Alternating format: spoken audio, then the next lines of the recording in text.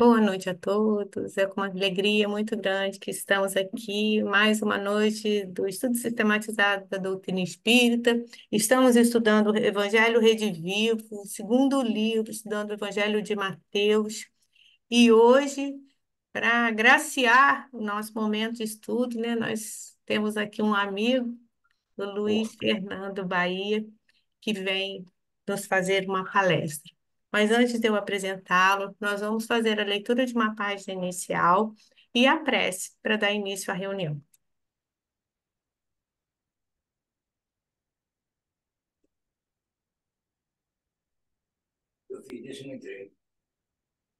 Boa noite a todos. A nossa página é do livro Caminho, Verdade e Vida, psicografia de Francisco Cândido Xavier, pelo Espírito Emmanuel. A videira. Eu sou a videira verdadeira e meu Pai é o lavrador. Jesus está em João, capítulo 15, versículo 1. Deus é o Criador eterno, cujos desígnios permanecem insondáveis a nós outros. Pelo seu amor desvelado, criam-se todos os seres. Por sua sabedoria, movem-se os mundos no ilimitado. Pequena e obscura, a terra não pode prescrutar a grandeza divina. O Pai, entretanto, envolve-nos a todos nas vibrações de sua bondade gloriosa. Ele é a alma de tudo, a essência do universo. Permanecemos no campo terrestre de que ele é dono e supremo dispensador. No entanto, para que lhe sintamos a presença em nossa compreensão limitada, concedeu-nos Jesus como sua personificação máxima. Útil seria que o homem observasse no planeta a sua imensa escola de trabalho. E todos nós, perante a grandeza universal, devemos reconhecer a nossa condição de seres humildes, necessitados de aprimoramento e iluminação. Dentro de nossa pequenez, sucumbiríamos de fome espiritual, estacionados na sombra da ignorância, não fosse essa videira da verdade e do amor que o Supremo Senhor nos concedeu em Jesus Cristo. De sua seiva divina procedem todas as nossas realizações elevadas nos serviços da terra. Alimentados por essa fonte sublime, compete-nos reconhecer que sem o Cristo as organizações do mundo se perderiam por falta de base.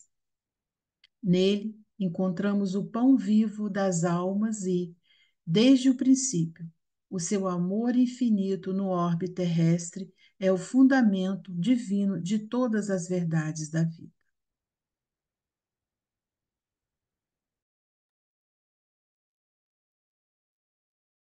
Boa noite a todos. Então, vamos nesse momento elevar os nossos pensamentos, agradecendo a Deus mais uma vez pela oportunidade de estarmos reunidos aqui, embora virtualmente, mas para mais uma noite de aprendizado, de esclarecimentos, que a gente possa estar abertos para esses entendimentos, confiando sempre nesses princípios, né, que a doutrina nos oferece, nessa busca do engrandecimento espiritual, do engrandecimento moral.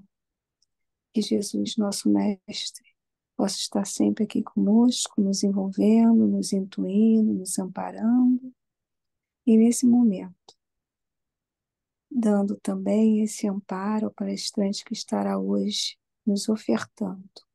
Obrigada, Senhor. Fique conosco, por graças a Deus. Obrigada, Elisa. Obrigada, Thelma. E boa noite àqueles que entraram depois de darmos início. Então, como eu falei anteriormente, hoje é com muita alegria que a gente recebe mais um amigo, né, para trazer um tema tão legal, porque sofremos, que é o Luiz Fernando Bahia. O Luiz Fernando, ele é historiador, ele é professor, trabalhador da morada espírita, professor Lairi, né? Lairi Ramos, em Campinas. Ele também é orientador de estudos nessa casa e ele me contou que ele é um grande amigo de Jesus, tentando seguir os seus passos. Então, Luiz Fernando, a palavra é sua. E lembrando a todos que vamos fazer um primeiro momento de exposição e depois o Luiz Fernando, desculpa, vai abrir para as nossas perguntas e questionamentos. Palavra é sua, Luiz Fernando.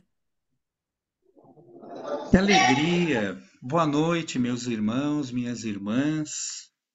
Estou muito feliz com o convite, principalmente com a parte da apresentação de Amigo de Jesus. A gente é amigo e tenta seguir os passos. Como Márcia falou também, eu trabalho há 27 anos na Morada. Um pouco antes de quando nós começarmos a gravação, o irmão muito querido, o Roosevelt, que está presente. Nós estudamos durante muito tempo juntos o Livro dos Espíritos, então ele me ajuda também na hora que nós começamos a prosear. Eu estava rindo quando as meninas falaram, porque as duas comentaram a palestra e o palestrante.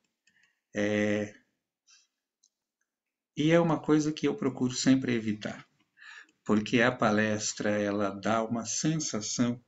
Então, claro, nós temos palestrantes, expositores talentosíssimos, e esses não evitam. No meu caso, a palestra dá sempre uma sensação de imobilidade, ou seja, só eu vou falar. Algo que é tão pouco costumeiro numa reunião no Zoom. A reunião do Zoom, que a gente chama dos novos dons do Espírito. Paulo tinha as cartas, nós temos o Zoom, o Google Meet e tantos outros. Ela já pressupõe uma conversa fraterna. E numa conversa fraterna eu não posso ser mal educado, que além de agradecer o convite, agradecer aos benfeitores da casa. Uma casa que tem o nome de Meimei, a gente tem que pedir a bênção, tem que agradecer a Irma de Castro Rocha, educadora, professora por excelência. Então que ela nos abençoe, que nossos protetores estejam todos conosco. Falei para a Márcia antes da abertura que a ideia era ser razoavelmente breve, e já explico o porquê do razoavelmente, para que nós possamos conversar. Algumas coisas que antecedem a conversa, o bate-papo, são muito interessantes. Quando veio a pandemia, dizia eu, nós nos perguntávamos, o que é que vai ser agora? E a bondade de Jesus nos aproximou, nos reaproximou muitas vezes de irmãos queridos. Então nós reencontramos irmãos em Rondônia, reencontramos irmãos na Bahia, muitos irmãos em Minas Gerais, muitos no Rio de Janeiro, em Rio das Ostras, e agora Angra dos Reis. Que coisa boa! Então nós estamos unidos em comunidade. A pandemia veio trazer as oportunidades de reflexão.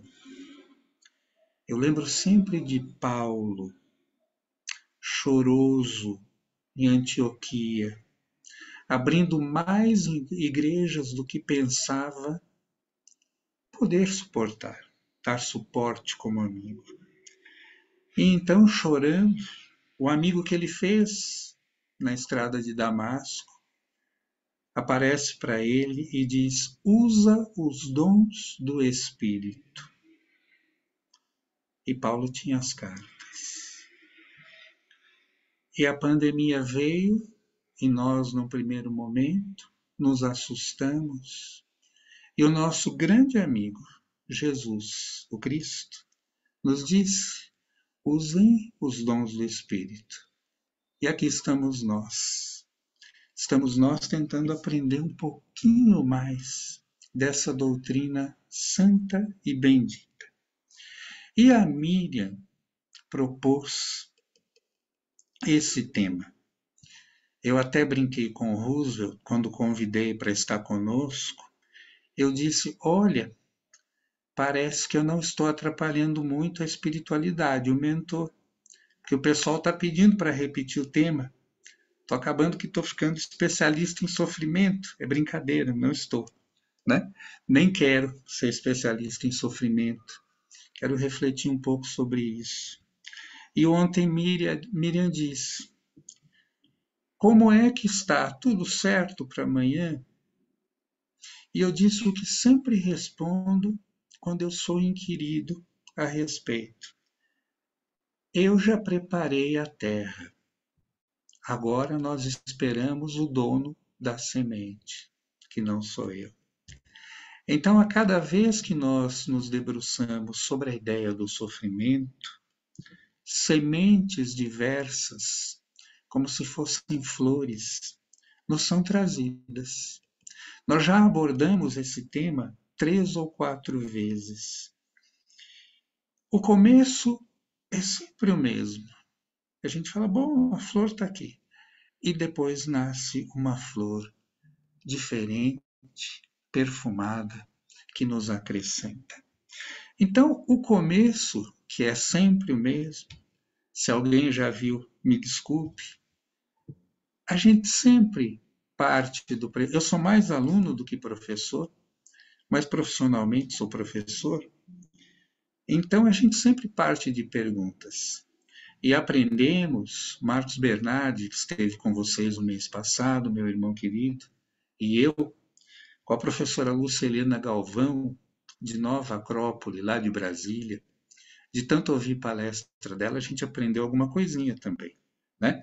Não sei se somos bons alunos, mas aprendemos. Uma excelente professora.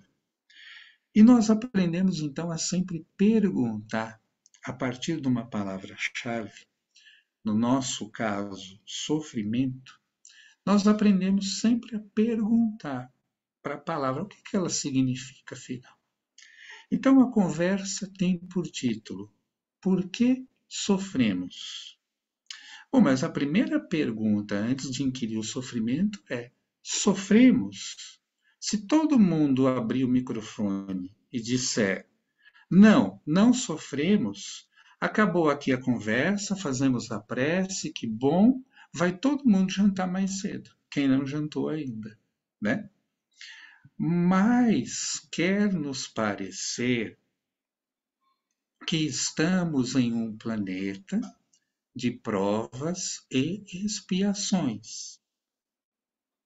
A ideia dessa nossa conversa, além do Evangelho Redivivo, além de ser sempre bom estudar os ensinamentos de Jesus, ela está contida num livro que eu espero todos nós conhecemos com alguma familiaridade, o Evangelho segundo o Espiritismo. Mais especificamente, no seu capítulo 3, item 6, que tem um título dividido. Nós vamos falar de uma parte desse título. O título completo é Destinação da Terra. A outra parte é As Causas das Misérias Humanas. Estudando isso, então, veio a primeira ideia, o primeiro germenzinho, o primeiro embrião, a primeira sementinha dessa conversa. Por que sofremos? Bom, então, se todos estiverem de acordo que num planeta de provas e expiações existem provas, testes, e eles causam desconforto, podemos partir então para a ideia do sofrimento. Está todo mundo de acordo ou tem alguém entre nós aqui que não sofre? Deixa eu ver. Parece que está todo mundo de acordo, né? Então vamos lá. O que significa sofrimento? Então nós fomos aos dicionários. Isso, Marcos e eu aprendemos com a professora Lucilina, que é buscar a origem das palavras, não é? Sofrimento é fácil. É uma língua que eu até consigo navegar um pouquinho. O difícil é quando vem aramaico, grego não é exatamente fácil, mas sofrimento tem origem no latim.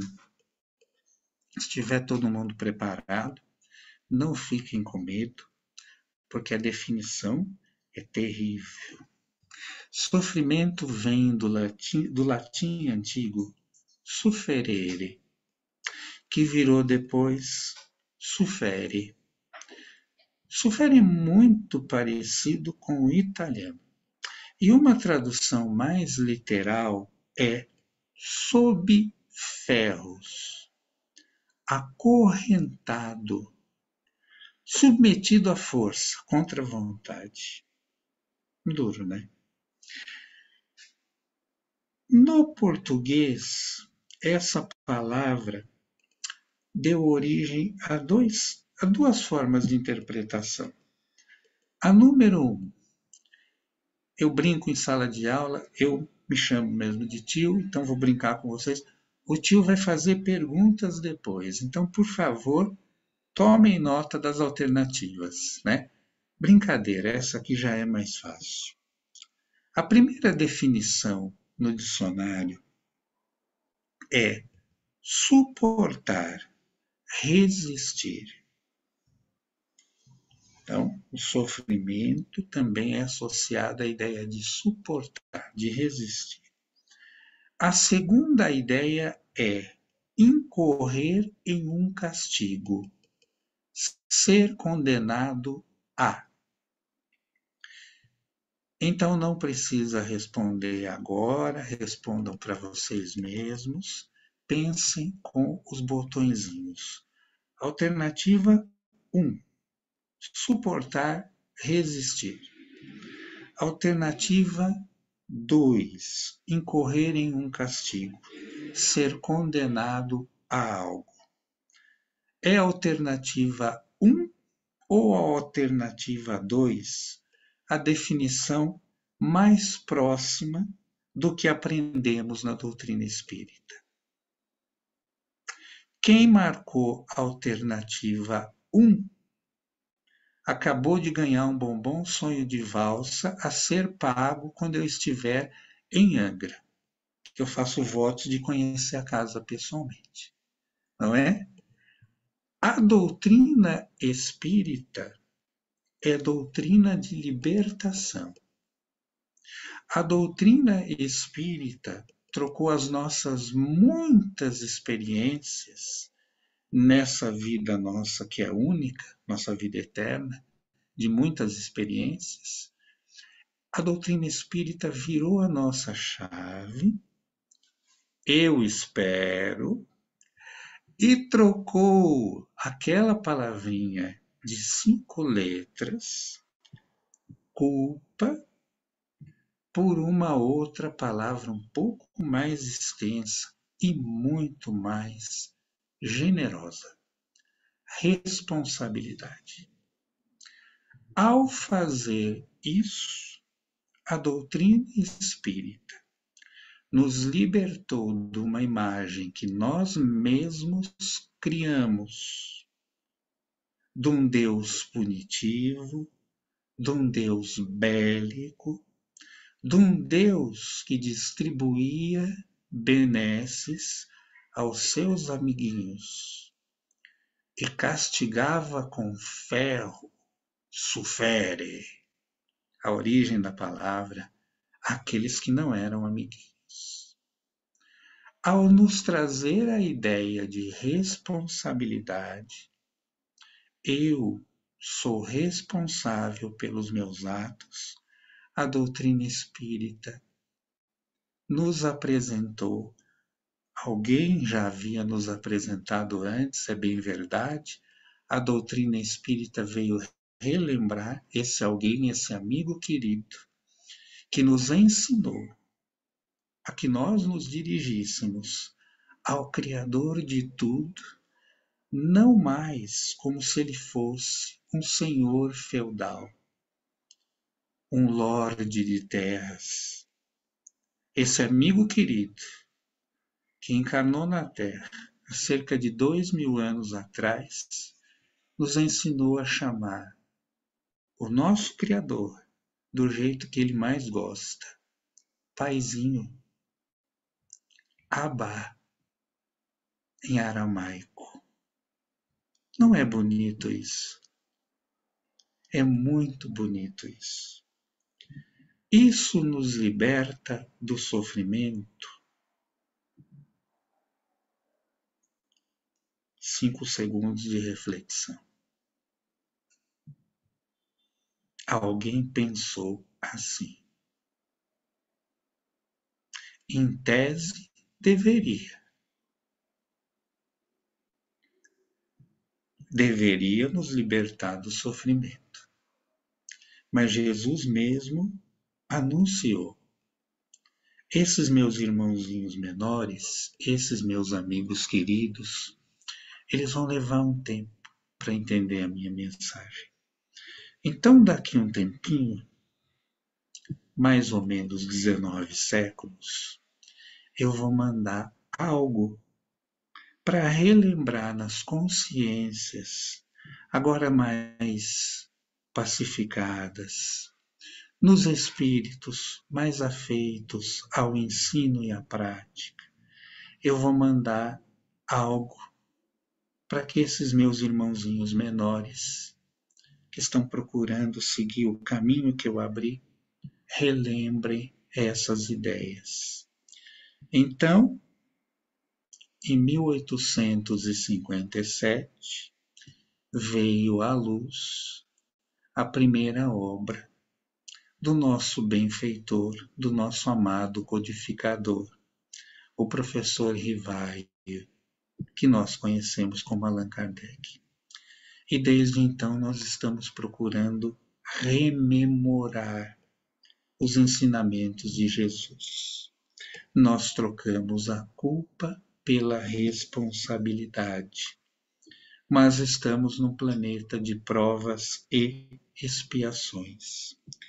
Já sabemos as definições de sofrimento e continuamos, por vezes, sofrendo. Então está na hora de nos perguntarmos qual seria ou quais seriam a causa do nosso sofrimento. Posso abrir a primeira rodada de perguntas, Márcia?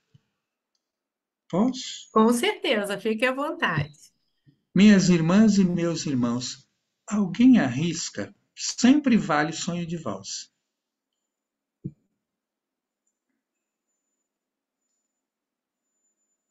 Repete a pergunta, Fernando, por favor. Repito sim. Alguém arrisca uma definição para causa ou causas do nosso sofrimento?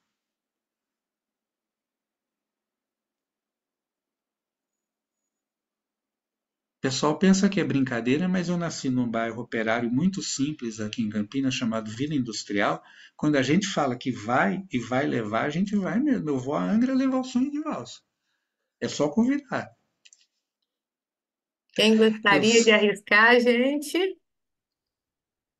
o O modo Ruso. como a gente encara,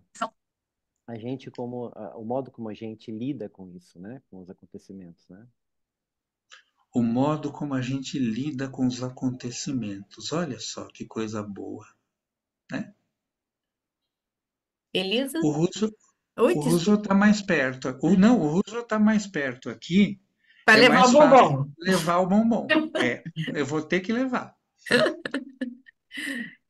Elisa, Não, eu ia falar sobre a causa, né? Eu acho que é é, a nossa teimosia em, em se manter, né? Egoísta, se manter orgulhoso. E eu acho que é isso. Acho que em linhas olha, gerais seria isso. 2 bombons. já. 2 bombons na minha conta. Vou ficar E responsável pela entrega, hein, Luiz Fernando? olha, Aqui, olha hein? só. Olha só. A gente arruma um portador, mas eu quero ir até aí. Com certeza. Ô, Luiz Fernando, Oi, Álvaro. Pensei que você não fosse falar comigo, rapaz. Tudo bem? não, do céu. Eu pensei em causa e efeito. Isso tem a ver ou não? Tudo a ver, Álvaro. Tem que me passar o endereço para eu mandar o bombom. É Angra também? É Não, Angra? É Rio de Janeiro. Não vai ter jeito. O Eu vou negócio está ter que ficando pagar o difícil para bombom. você, Luiz Eu vou Fernando. ter. Não, tá ficando fácil. Quando eu falo para os meus amigos paulistas que eu sou apaixonado pelo Rio de Janeiro, as pessoas me olham meio assim. Até que o motorista de Uber, a última vez que eu tive trabalhando por aí, quando eu disse isso, ele me olhou enviesado e aquele jeito tão carioca, ele falou: também, né, doutor? O senhor é Zona Sul, né? Aí eu me dei conta do que ele estava falando, porque de fato eu trabalhava em Botafogo, Lagoa, Zona Sul. Jardim Botânico. Falei, bom, acho que eu preciso parar de falar com tanta veemência que eu sou apaixonado pelo Rio, que eu vou acabar ofendendo. Mas eu sou, viu, Álvaro? Eu sou apaixonado pelo Rio. Sempre que tem uma possibilidade de estar por aí, eu vou correndo. Então é isso. Os 3 ganharam. Além da minha alegria pela participação, ganharam o sonho de valsa, porque a coisa mais fácil que tem é colocar o sofrimento no outro. Vocês querem ver como é fácil? Eu estou sofrendo muito, pessoal. Eu estou sofrendo muito, porque esse irmão que eu amo, que eu chamo de meu presidente, depois de trabalhar tanto tempo com a gente aqui em Campinas, ele resolveu levar a graça dele, essa delicadeza toda, para Santo André, para uma outra casa. E é um sofrimento para mim. Vocês perceberam a manobra? Eu estou tirando uma responsabilidade minha, um bem-querer meu, e estou falando, o causador do meu sofrimento é o Roosevelt. Não! Nós iniciamos dizendo que eu estava me esforçando para seguir os passos de Jesus.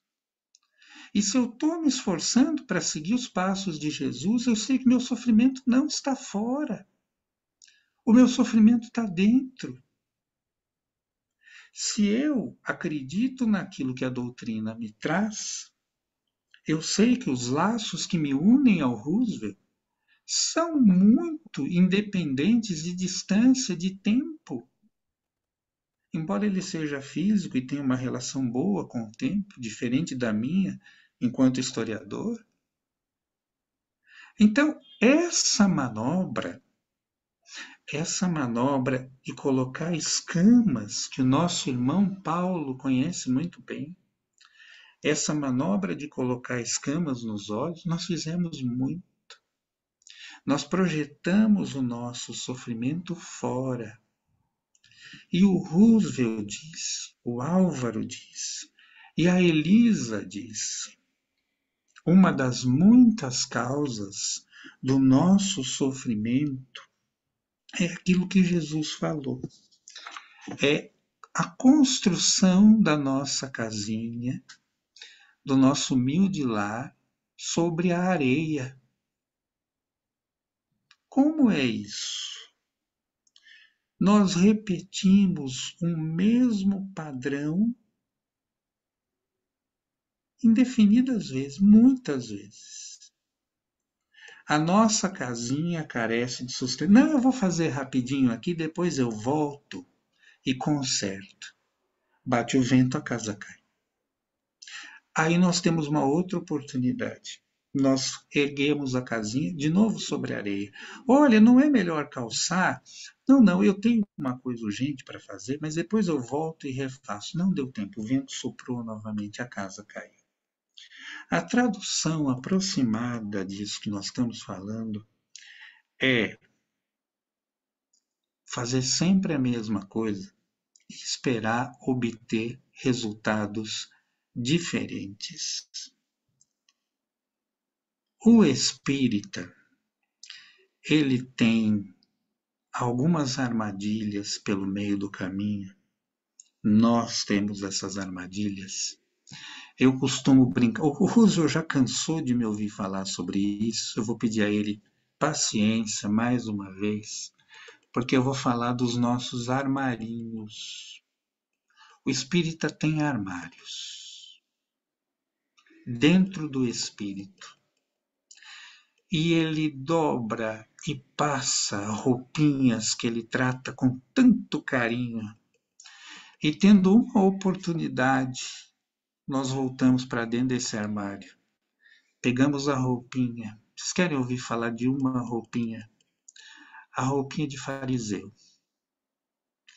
Nós desdobramos a roupinha. Fala, como ela é bonita, hein?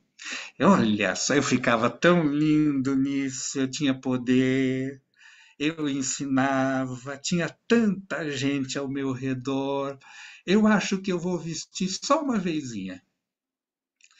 E estamos nós, na nossa casa, nos comportando como há 2.000, 3.000 anos atrás. Você deve fazer isso, menino, não faça isso, não sente dessa forma.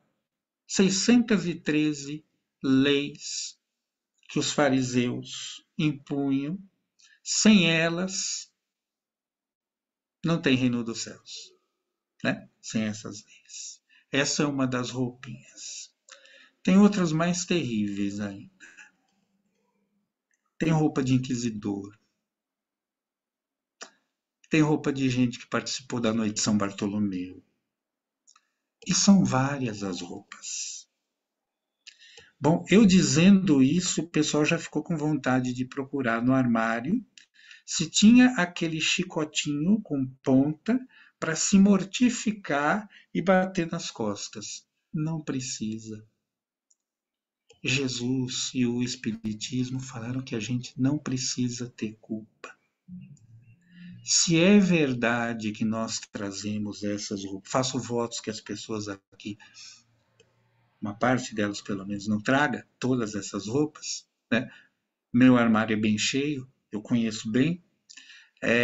Se nós trazemos essas roupas, vai adiantar cavocar numa gavetinha, pegar o chicote e chibatear as costas até que sangre? É repetição de padrão. A repetição de padrão traz sofrimento. O sofrimento está dentro. Não! Está completamente enganado. O meu sofrimento está fora. É mesmo? O meu sofrimento está fora. Qual é o seu sofrimento? Minha sogra. Tem gente que fala assim, né? Não sou eu. A minha está para chegar no final de semana, uma alegria, vai passar um mês aqui, né? Mas tem gente que fala assim. Meu sofrimento é minha sogra. Certo, né? Meu chefe, meus alunos, né, Ruso? Meus alunos ficaram de exame, vou ter que trabalhar julho. O Ruso fala assim. É brincadeira, ele não fala, né? É fácil projetar o sofrimento no outro.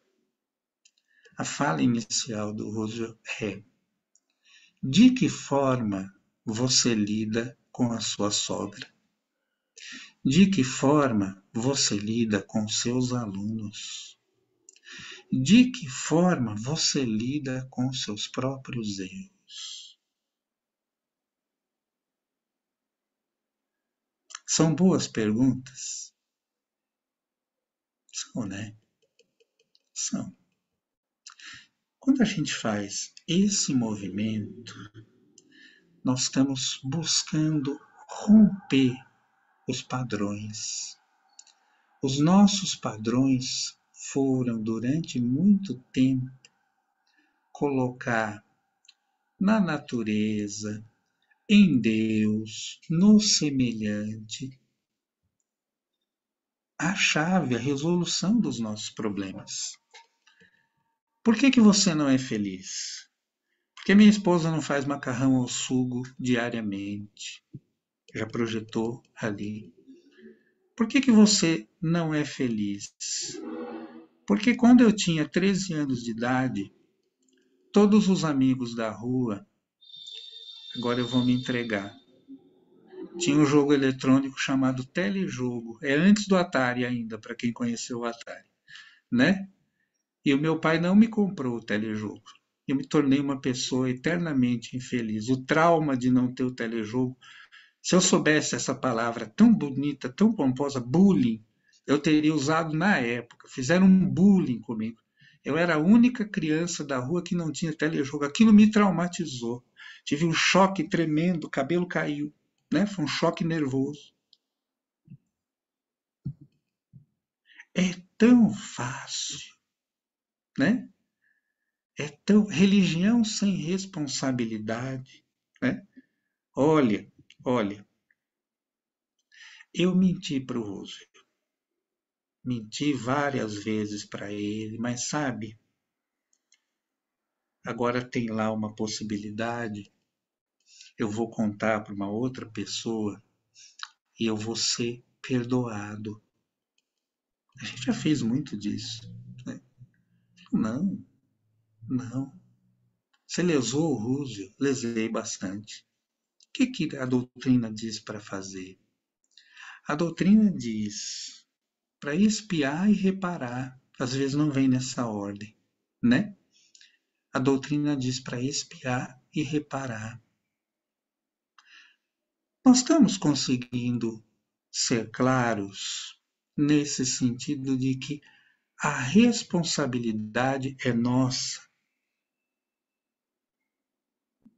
A dica do Roosevelt foi muito boa. A forma como nós tratamos uma situação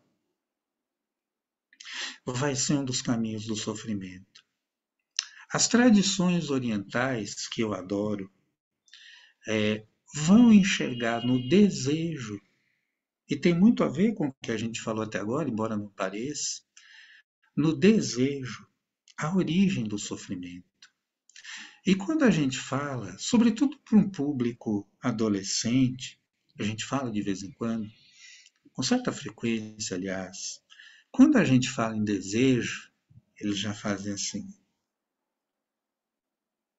fazem uma carinha assim, de lado, porque esta palavrinha no Ocidente é associada a desejo sexual, não é? Então a gente diz o desejo nas tradições orientais é associado a desejo sexual. Para as tradições orientais, não. Pode ser, certamente, pode ser causa de muito sufere. O sujeito pode se sentir sob ferros, na abstinência, ou pelo contrário, na exacerbação desse desejo. Mas a ponte que une isso que nós estamos falando, das tradições orientais, as brincadeiras que eu fiz, falar que a causa do sofrimento é a sogra, os alunos, a ponte que une é o desejo de controle. Por que a sogra incomoda? Muitas vezes porque eu quero que ela seja minha imagem e semelhança. Eu quero que o Álvaro seja, que o Marcelo seja, que a Márcia seja. E uma das coisas mais bonitas da criação é que nós somos seres únicos. Filhos do mesmo Pai, mas seres únicos. Respeitados integralmente na sua capacidade de evolução. Certo, meus irmãos, minhas irmãs? O livre-arbítrio é isso. Faço sempre a brincadeira de que eu posso ir para São Paulo, hoje eu vou mudar, né? Eu posso ir para Santo André, levar um sonho de valsa delicioso para o meu irmão Roosevelt, né? Saindo aqui de casa, pegando a via Anhanguera, ali pelo quilômetro 50, 51, pegar uma outra via, um pouco melhor, que é a rodovia dos Bandeirantes, cruzar o Trópico de Capricórnio, entrar pela Marginal Tietê. Como eu sou um pouco esperto, estacionar o carro, pegar um trem e ir curtindo aquela maravilha até Santo André, porque eu adoro trem, né? Ou eu posso, por exemplo, sair de Campinas, pegar uma rodovia chamada Santos Dumont, passar por Indaiatuba, Salto, Itu, Sorocaba, Castelo Branco, voltar para São Paulo, de São Paulo pegar Pinheiros ou Rodoanel e ficar rodando, entrar pelo sul e chegar em Santo André. Brincadeira à parte, é isso que nós fizemos ao longo das nossas muitas experiências. Às vezes, de uma experiência para outra, nós fomos reto e avançamos. Oh, que alegria, né? E às vezes tinha uma pedrinha desse tamanho. Benfeitor querido sempre diz sobre pedras o seguinte: olha direito, aquela que hoje parece deter a sua caminhada, amanhã vai ser o alicerce seguro da tua fé. Mas às vezes, quando a gente olha para a pedrinha e enxerga um pedrão, pois daqui eu não vou sair enquanto eu não arrebentar essa pedra. E passa uma, passa duas, passa três, e o Roosevelt, um homem, entre outros talentos da área de exatas, está contando nos dedos, assim. Passa uma semana, passa 2 semanas, passam 3 semanas, passam 4 semanas, e eu vou fazer assim, não, Ruso, a conta é um pouco diferente. Passa uma encarnação, passa 2 encarnações, passam 3, passam 4, e a gente está ali às voltas com aquilo. Isso é sofrimento. É escolha que a gente faz. A gente repete padrão. Por que que a gente fica detido na pedra? Porque às vezes a gente está tão ansioso de um papel, de uma máscara que a gente veste, aquelas vestimentazinhas que eu falei, que dói. Tirar dói. É a muleta, né? É a muleta. Não me lembro quem contou, mas é boa, peço licença para contar. Antes que vocês fiquem com muita fome, nós estamos caminhando para o final, ou pelo menos para o nosso bate-papo, que eu espero, né? Então disse que a esposa, o sujeito chegou no velório, a mulher inconsolável, chorando, e o amigo mostrou para ela, olha, 50 anos de casado, tá ele ali, né? E ela olhou para o sujeito e falou, o sujeito olhou para ela e falou, vocês se amavam muito, não? Não, eu odiava ele. O sujeito fez aquela cara assim, né? Mas por que está chorando? Eu vou brigar com quem agora? Quem que vai ouvir as minhas reclamações? Quem que vai ouvir as minhas discussões? Vocês acham que isso é infantil, mas a gente se comporta assim, né? Tem também a história do cachorrinho que estava deitado em cima do prego. Essa quem conta é o Haroldo, né? Cachorro uivando, o sujeito chegou no posto de gasolina e viu lá o cachorro uivando e falou, o que aconteceu? Com quem? Com o cachorro? É, com o cachorro, está uivando. Não, é que ele está deitado em cima de um prego. Mas por que ele não levanta? Não, está doendo para ele uivar. Não está doendo ainda para ele levantar. Né? Troca a moça do velório, a senhora do velório e o cachorro, somos nós, muitas vezes aprisionados no nosso papel. Mas por que o papel traz tanto conforto? Porque o papel nos protege de enfrentamentos. O papel nos protege daquele medo terrível de seguir em frente.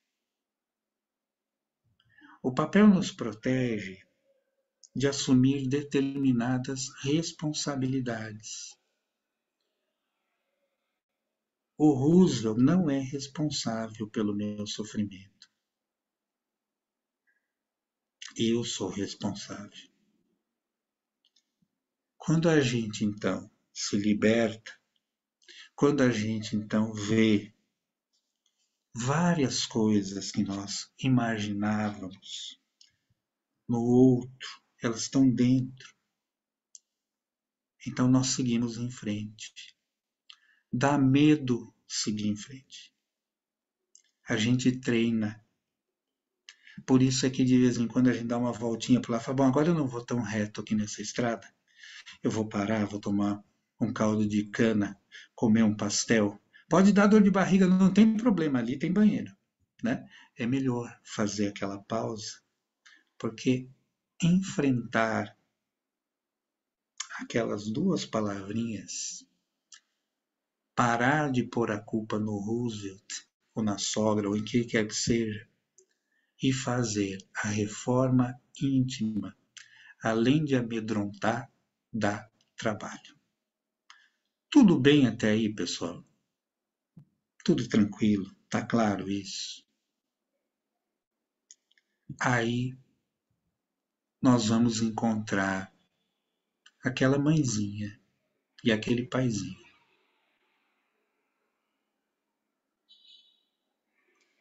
que tinham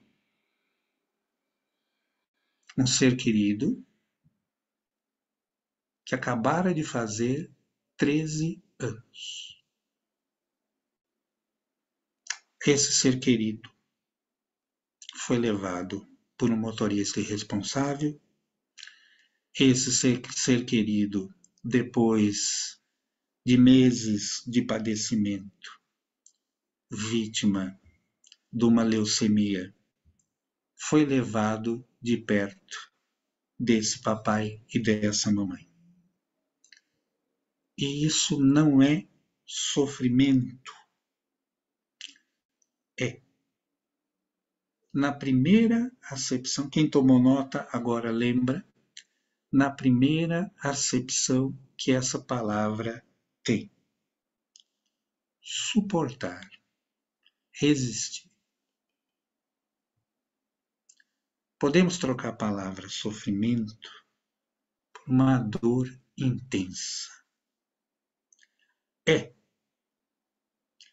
Mas, ainda assim, quando a gente fala isso, tem que ter cuidado, porque o fariseu que habita dentro de todo espírita, esse fariseu é cheio de chegar nos lugares em que as pessoas estão passando por esses testes, por essas provas tão duras, tão meritórias.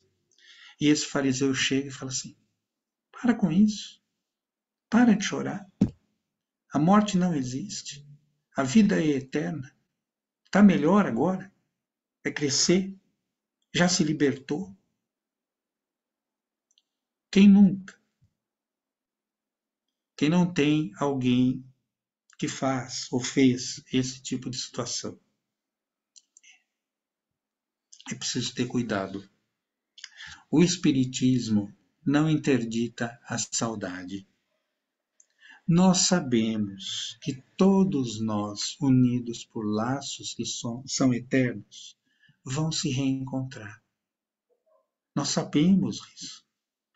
De novo eu vou dizer, de entidade benfeitora querida, que ao ouvir de mãezinhas e paizinhos essa história, sempre lembrava mãezinhas e paizinhos, e vovozinhos e vovozinhas, e filhinhos e filhinhas, Porque no mundo de expiação e prova, a separação temporária é realidade e bênção. Eu já conto por que bênção.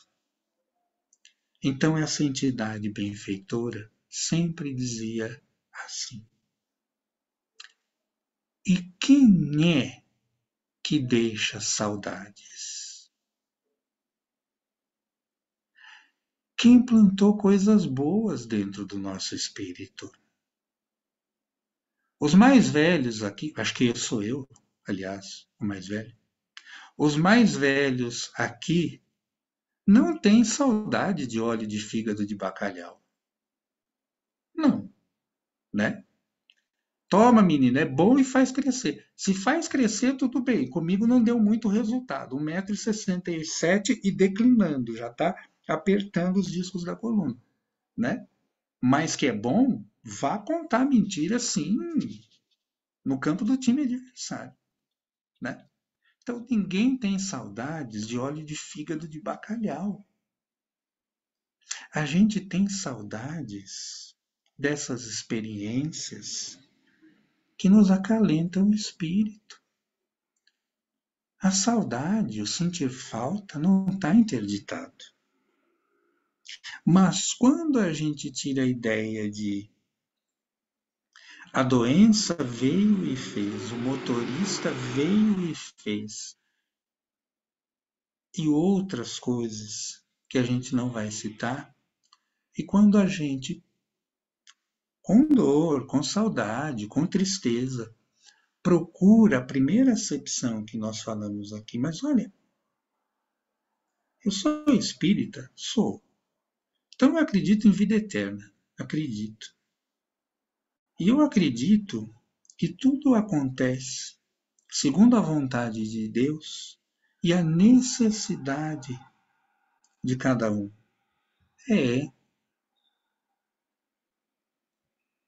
Tá doendo ainda, viu? Tá doendo. Olha, tá escorrendo uma lagrimazinha aqui. Eu tô com muitas saudades. Eu, por exemplo, cada vez que vou a um campo de futebol, tenho saudades de uma mãozona enorme que pegava na minha e pagava sorvete, amendoim, quindim na saída, que era meu pai. E há mais de 40 anos ele está na parte espiritual. Então a gente tem que tomar cuidado também para não confundir. Não, agora eu assisti lá uma conversa com o pessoal do Grupo Meimei em Angra dos Reis. O sujeito falou que esse negócio de sofrimento não existe, né? Existe. Depende da forma como nós tratamos. O Evangelho diz: tem o bem sofrer e o mal sofrer. O mal sofrer foram os primeiros exemplos, o bem sofrer são esses exemplos que a gente está dando agora, né?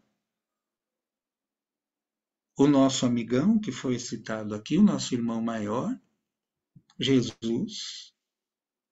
Gosto muito quando o Marquinhos Bernardi fala isso. Ele fala com muito mais graça, com muito mais jeito, né?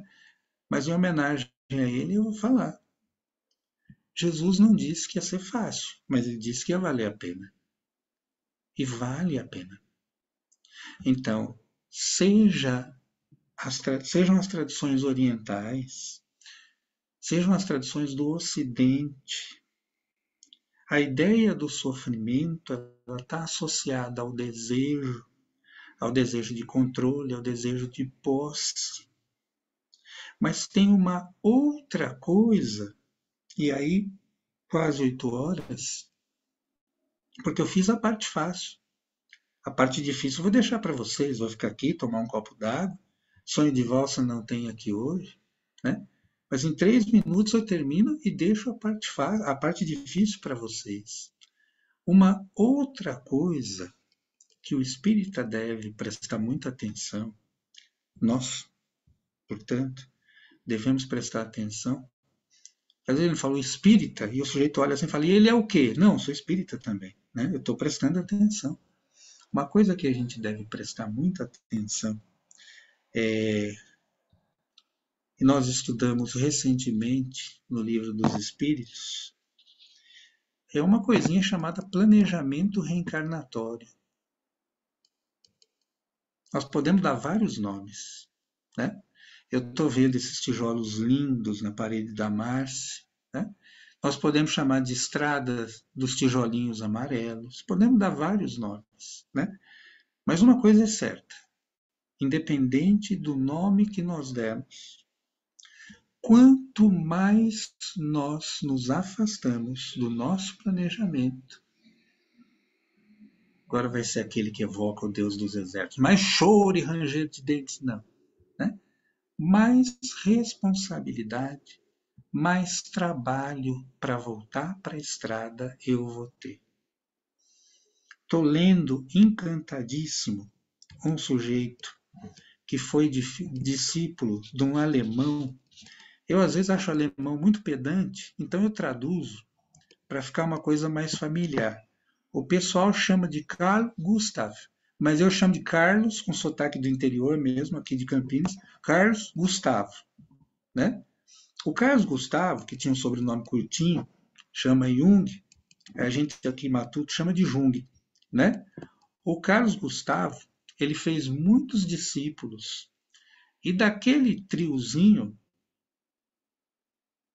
vou falar da dupla, o Freud e ele, quem mais se aproximou do conhecimento da espiritualidade foi justamente esse alemão.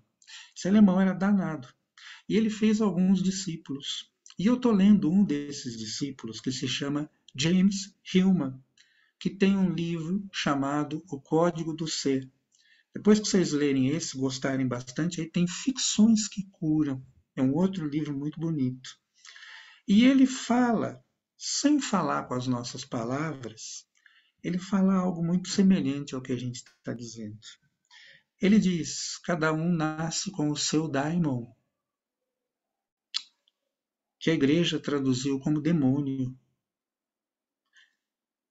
que essa forma de pensar traduz como vocação, e que nós espíritas chamamos de planejamento reencarnatório. Tem seu roteiro.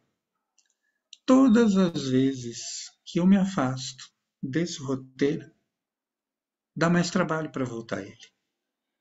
É ir a Santo André, passando antes por Indaiatuba, Salto, Itu, Sorocaba, São Paulo, Anel Viário e voltar. Né?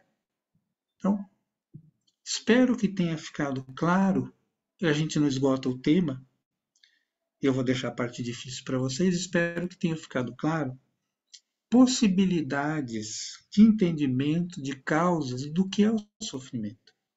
Então a gente terminou falando do mal, a gente começou falando do mal sofrer e terminou falando do bem sofrer.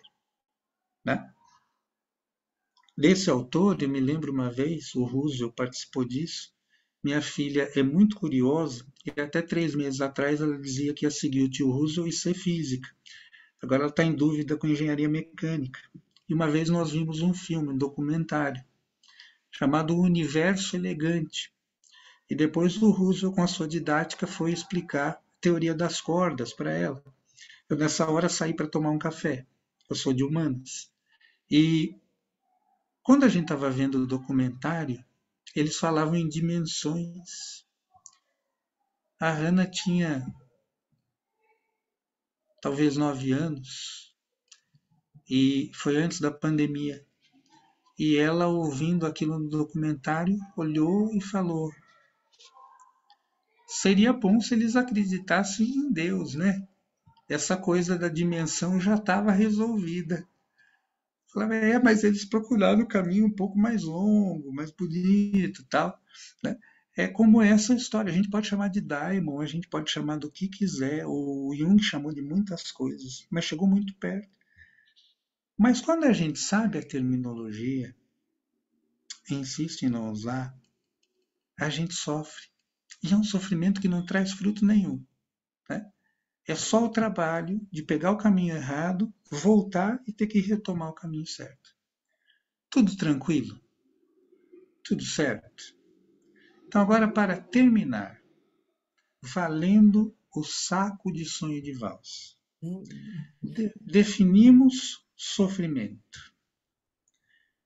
Brincamos um pouco para tentar entender a causa ou as causas do sofrimento.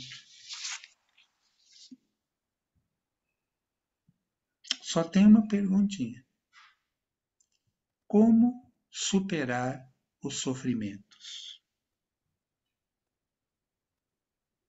Enquanto todo mundo pensa,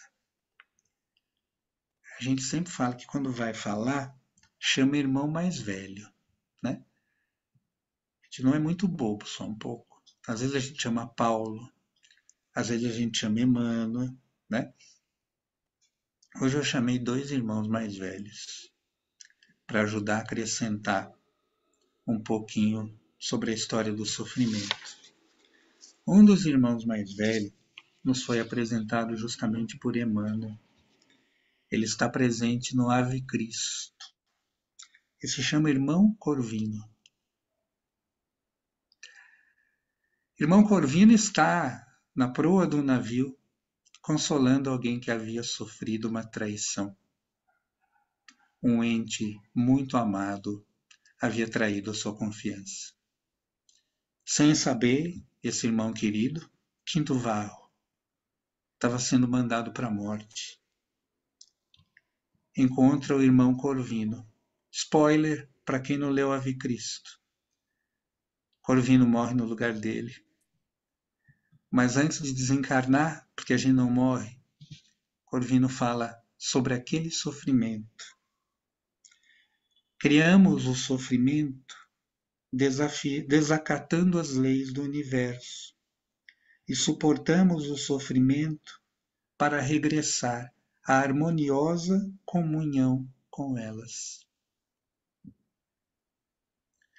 Um outro irmão mais velho, querido, que nos chega pela psicografia de Francisco do Espírito Santo Neto, nosso irmão e benfeitor Hamed, tem vários livros fantásticos. Eu gosto sempre de falar dos amigos. Os amigos são preciosidades. Marquinhos Bernardi foi quem me apresentou Hamed pela primeira vez. E num dos livrinhos tão bonitos de Hamed, chamado As Dores da Alma, que pode ser um estudo sobre o sofrimento, sobre o bem e sobre o mal sofrer, Hamed diz assim: as dores da alma são fases naturais da evolução terrena, nas quais estagiam todos os seres em crescimento espiritual. O sofrimento sempre entra em ação quando não aprendemos espontaneamente.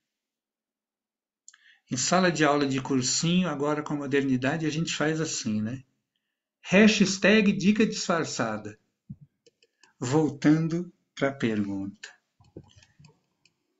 Como superar os sofrimentos? Vocês querem falar? Fiquem à vontade.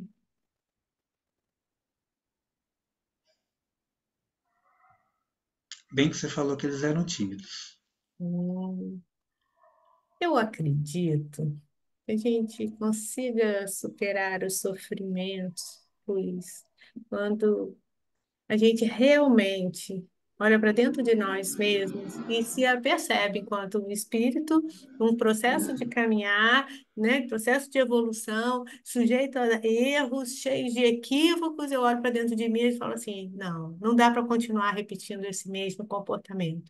Para eu ter um resultado diferente, eu tenho que ter novas ações.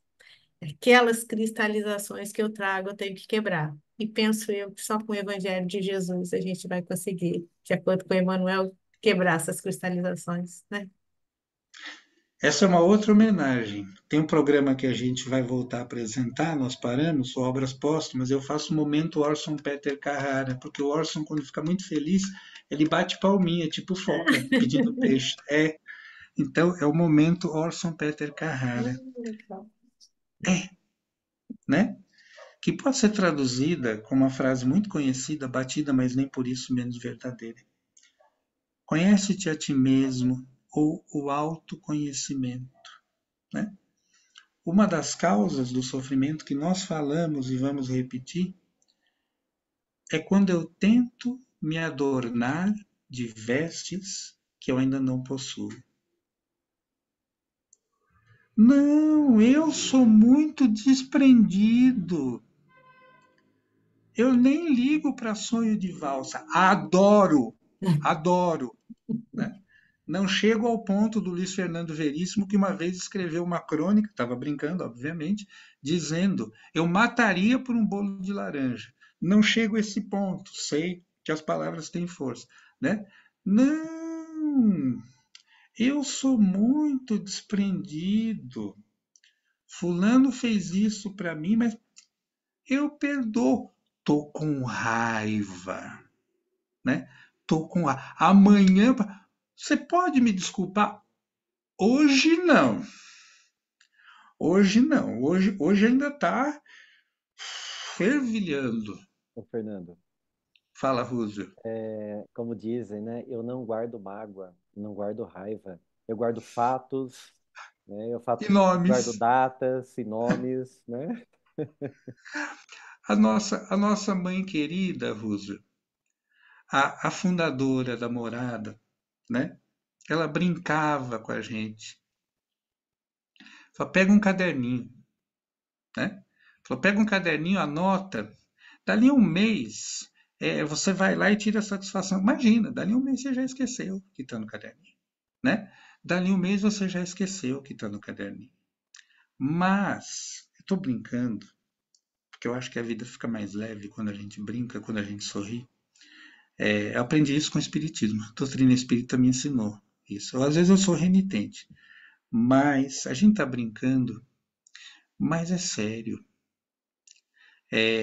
A gente tem amigo que conta uma história muito triste sobre isso mesmo.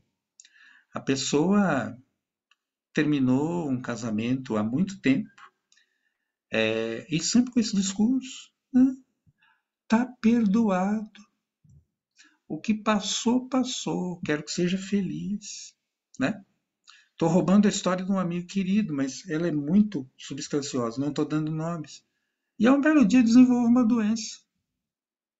E a um belo dia eu vou procurar o tratamento espiritual. E um belo dia os benfeitores dizem: sabe o nome da doença? É mágoa, é raiva, né? É ódio não curado. Por quê? Porque eu pus na minha. Imagina, eu sou espírita. Então eu ponho na minha roupinha de santo. Mas olha, não tem santo no espiritismo, não precisa pôr a roupa. Não vai canonizar. Lamento. Mesmo o Papa Francisco sendo muito gente boa, vou falar com sotaque lá do pessoal do Álvaro. Mentira, não sei fazer, vou só imitar, né? Tu não vai ser canonizado, meu irmão. Não vai. Não vai ter jeito, tu é espírita. Sabe? Até outro dia, tu é o cara que falava com demônio. Para algumas visões. Então não precisa pôr a roupinha mais. Já pôs muito a roupinha. Então quando eu me conheço, quando eu falo, olha, meu Deus do céu. Você jura que você vai comer essa barrona de chocolate inteira? Tomara que dê dor de barriga, porque eu tô com raiva que você não. Isso rola entre irmãos, geralmente, né? Então esse é um ponto. Não vou colocar as vestes nupciais se eu ainda não tenho, né? Não vou colocar o vinho novo nesse odre velho. Primeiro eu vou arrumar um odre novo e daí eu coloco o vinho novo. Tem um exemplo que a gente sempre dá aqui em casa para a Hannah, né? Eu gosto muito, acho muito bonito. A tradição oriental tem isso. Uma das formas da gente superar o sofrimento, né? É o exemplo do rio. O rio, diferente, o que o mar faz? O mar vem e vai, e ele bate, e ele bate, ele bate. Mas por quê? Porque ele é o mar, né? E o rio? O rio, o que ele faz? Corre. É verdade. Ele corre, ele flui, né? Mas o que acontece quando a gente perguntava isso para ela desde pequenininha? O que acontece quando tem um obstáculo? Ele passa por cima, nem sempre. O rio, então, São Francisco de Assis diria, né? Olha a minha recaída aqui, São Francisco. Francisco de Assis, né? Diria, o irmão Rio é um grande exemplo para a nossa caminhada, para a nossa vida, para as nossas muitas experiências, para a nossa vida. O irmão Rio tem momentos em que não tem escapatória. Ele vai virar cachoeira, né? Nós nunca vimos um rio parando diante do abismo, dando uma falando, não, aqui eu não vou, aqui não dá, né? Pareceu, ele vira cachoeira, ele enfrenta. E às vezes sai mais forte do outro lado. Às vezes forma um regato gostoso para a gente se refrescar, né? Mas o rio geralmente sai mais forte do outro lado, que a cachoeira não dá. Mas se ele fosse enfrentar o tempo todo, ele não é o mar. Então ele contorna. Ele dá a volta, né? Olha, eu estou tentando me entender há 30 anos com o meu vizinho. Melhor contornar, né? Antes que isso, e depois a gente volta, quando ele ou nós estivermos mais fortalecidos. Então, o exemplo do rio, eu acho bonito. A sabedoria, né? A gente contorna. Luiz, o Marcelo está com a mão levantada. Ô, meu irmão, desculpe, claro. Que isso. De forma nenhuma, Luiz. Muito obrigado até então pelo que você já apresentou para a gente. Uma E em alegria. relação obrigado. Em relação ao que você perguntou também, como superar o sofrimento, você mesmo na sua fala, quando você sugere a troca da culpa pela responsabilidade, né? Isso faz com que a gente troque a sensação de culpado, de infrator, de, entre aspas, delinquente, o que já nos faz andar curvado, enfraquecido e talvez até já rotulado, e trazendo para a gente a responsabilidade, assumindo aquilo como seu, muito pelo contrário, né? Nos dá o ânimo, nos dá força, nos dá firmeza para poder realmente resolver. E trocando a autocompaixão pela propulsão em ser autorresolutivo e assim caminhar, né? Com todos esses recursos que a Márcia falou que o Evangelho nos alimenta. Outro momento, Orson Peter Carrara. É isso. Coitadinho. É isso. É isso. Você falou uma palavra tão importante, Marcelo, nessa sua fala cheia de significados. Você falou uma palavra tão importante. Essa palavra me perseguiu, eu não sei há quantas encarnações. Me perseguiu nessa. Eu estou finalmente me despregando dela. Eu tive uma namorada da qual eu gostei tanto que nós acabamos casados. Nós estamos casados. É a Anne, mãe da Hannah. Inclusive porque ela me pediu em casamento. Então não houve jeito. Nós nos casamos, né? E eu sempre fui muito encanado com algumas coisas. Eu sempre me deixei aprisionar por educação repressiva. E aí Marcelo falou a chave, né? Eu dizia, mas e se dizia para a Anne, e se as pessoas disserem tal coisa? E ela, na sua sabedoria, na sua calma, na sua tranquilidade, dizia, mas e se elas disserem? Você pode controlar o que elas vão dizer? Você não pode controlar o que elas vão dizer, né? A gente fica preso à culpa porque a gente aceita o rótulo, né? A gente aceita o rótulo. O que é que vão dizer? O que é que você diz?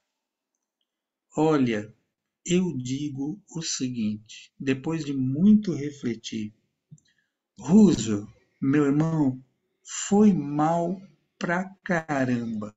O que está doendo aí agora está doendo um pouco em mim. Se você não puder me desculpar agora, eu tenho certeza.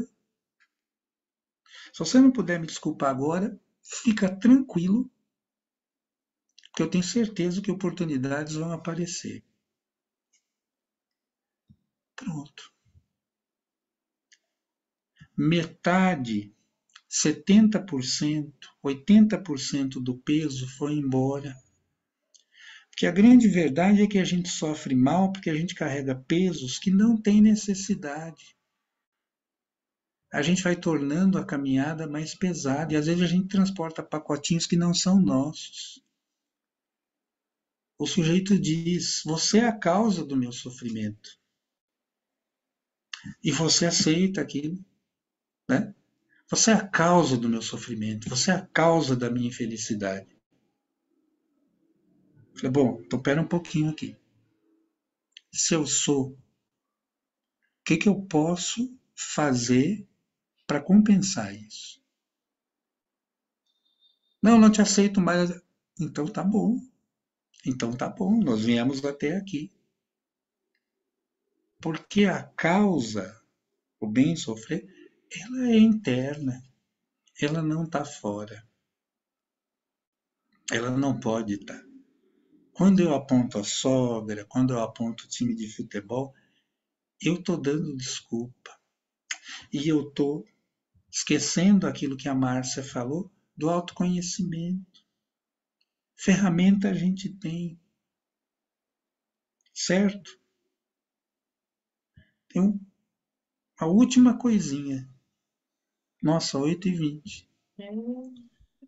A gente falou do conhece a ti mesmo, contornar feito o rio, mas diante da corredeira, você vira corredeira, né?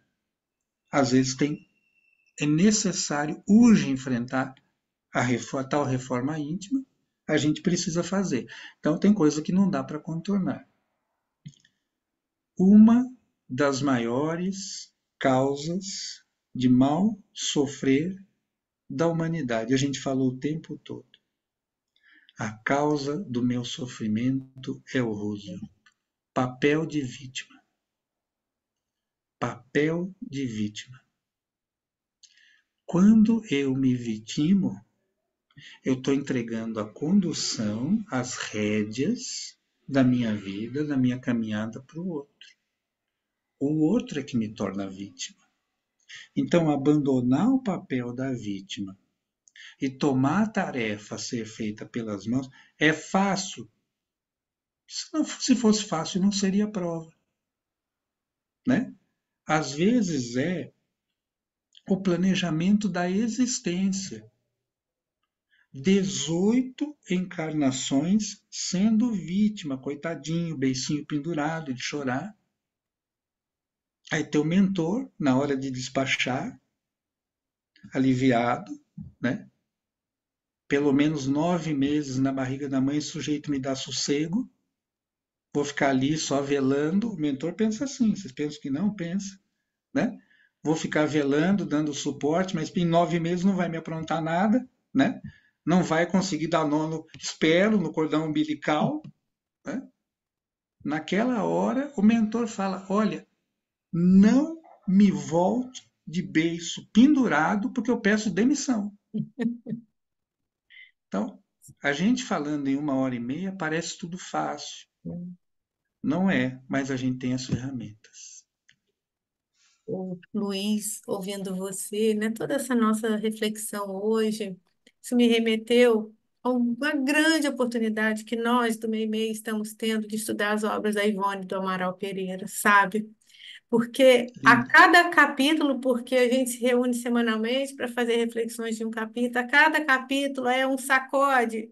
Olha só, não vai repetir, não continua repetindo, porque foram séculos de repetições, de comportamentos, né, culminando no mesmo fim.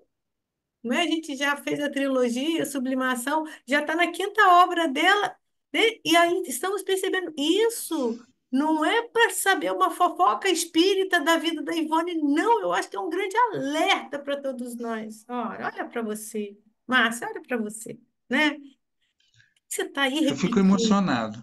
tantas vezes, né? Sabe, muita oportunidade mesmo que a gente está tendo de estudar Ivone. Muito, muito bom. Eu fico emocionado, porque a gente conhece a história dela, né?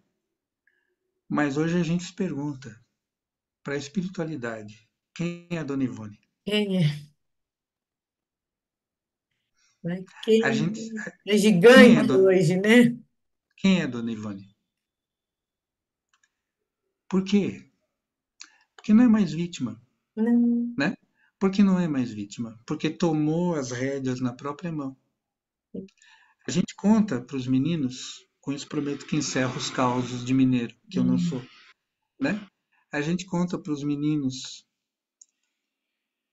do senador Públio Lentulus. Quem é Emmanuel no movimento espírita brasileiro? A gente não precisa dizer quem é Emmanuel. Nos 5 romances históricos, eu gosto um pouquinho de história, vocês agora sabem. Nos 5 romances históricos, o único romance em que ele é, por assim dizer, o protagonista, né, é o relato da sua grande queda. Né? Então esse espírito se coloca humildemente, como muitos outros, e trouxe esse patrimônio, esse tesouro intelectual de mais de 400 obras, pela mediunidade do nosso Chico.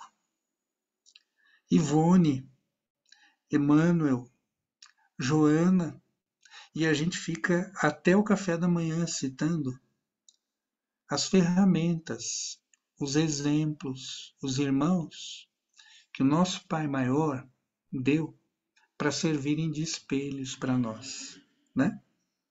Então, está nas nossas mãos, é conosco, não é com a tia, não é com a vizinha, não é com bandeirinha, né? Para quem gosta de futebol, não é com o VAR, está conosco mesmo, né? Vamos em frente, a gente tem muito patrimônio, a gente tem muito estudo, estava falando antes, tem muita coisa a estudar, e a gente estava falando antes, conversamos sobre a pandemia antes da Márcia abrir a gravação, né? A gente no Espiritismo tem muito estudo e tem muito trabalho prático a ser feito, tem muita fome para a gente ajudar a minorar, tem muito frio para a gente acolher, né? Tem muita gente precisando daquilo que a gente tem, do nosso sorriso, da nossa capacidade de entendimento. Então, não tem desculpa nenhuma para a gente não caminhar.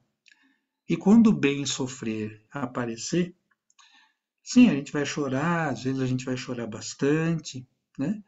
Mas a gente sabe que o caminho, a verdade e a vida, ele não só é isso, mas que quando a gente atrasa o passo, ele se vira para trás, ajoelha e nos recolhe em seus braços.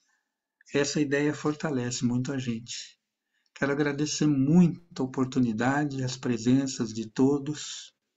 Uma alegria imensa. Ah, Luiz Fernando, nós que agradecemos. E usando a sua fala, usemos os dons do Espírito, né?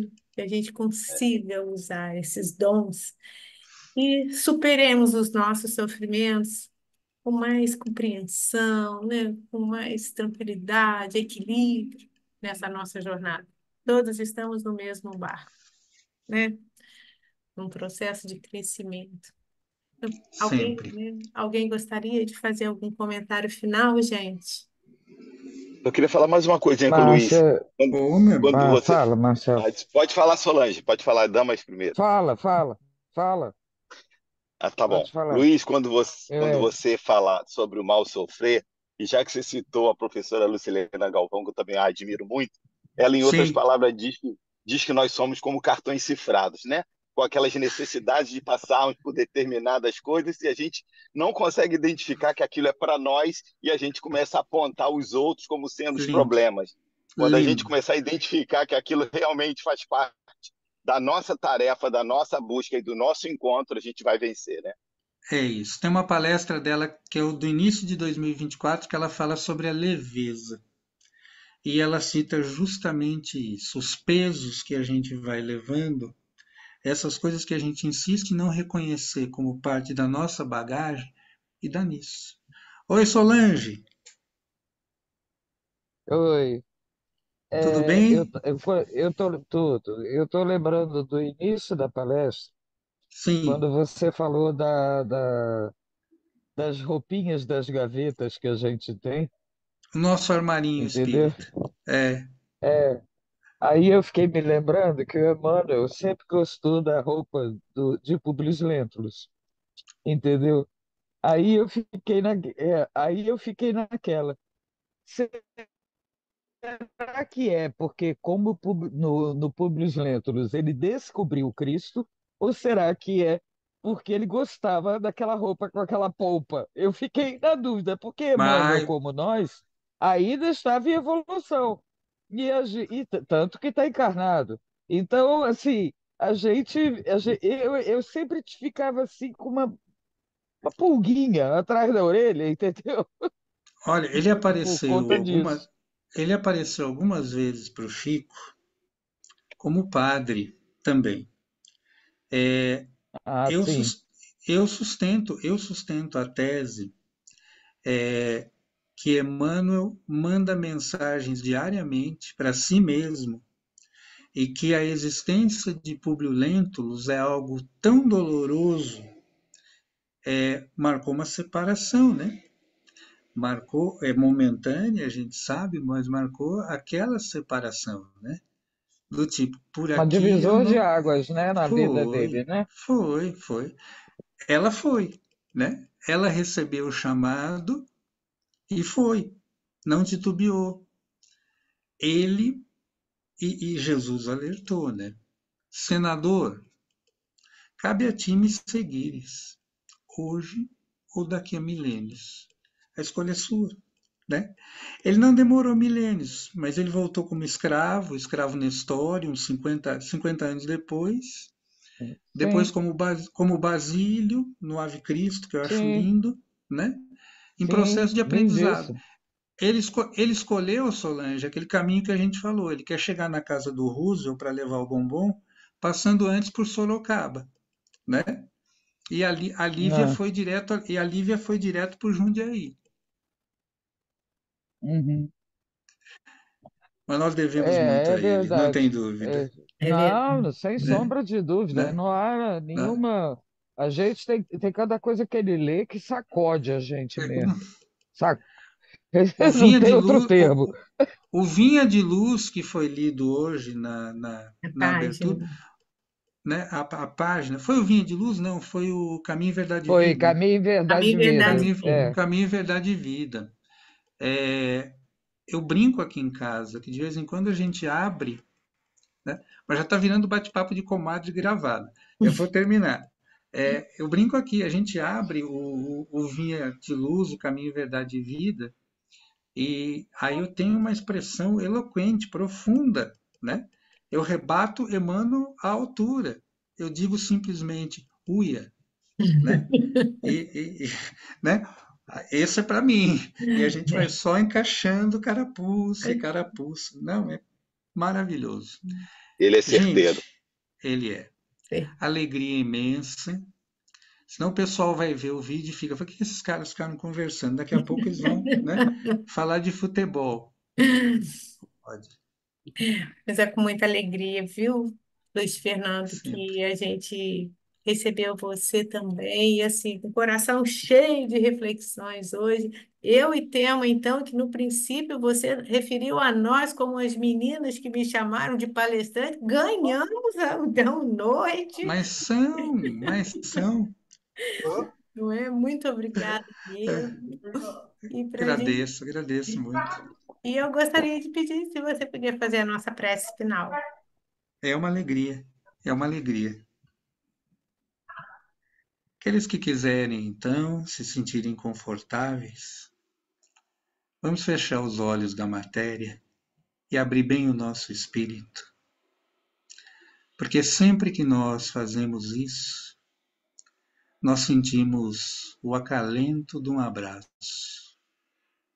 O nosso irmão mais velho, o nosso mestre, se aproxima e acolhe a cada um de nós, como as criancinhas que nós somos.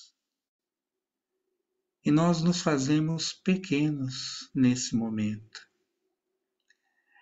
Recolhe, Senhor, o nosso sorriso, a nossa gratidão e agradecimento pela oportunidade de nos unirmos, de conversarmos em vosso nome. Peça por caridade aos vossos mensageiros que espalhem esses sorrisos de irmãos e de irmãs por todo o nosso planeta. Essa escola que o Senhor criou para cada um de nós. Espíritos únicos em prova, em aprendizado. O planeta precisa de sorriso, Senhor. Ele já tem o vosso amor, mas nós precisamos nos unir. Se por nós, fortalece a cada um de nós na caminhada espiritual. Vela por nós e habita sempre o nosso coração, o nosso espírito. Que a vossa paz nos una hoje, sempre, mais e mais.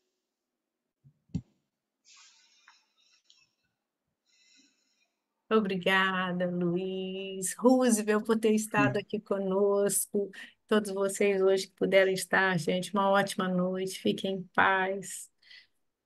Grande Um abraço beijo a para Obrigado. E todos. foi um prazer conhecer vocês. todos vocês, Muito viu? obrigado. Obrigado, Luiz. Obrigado, Roosevelt.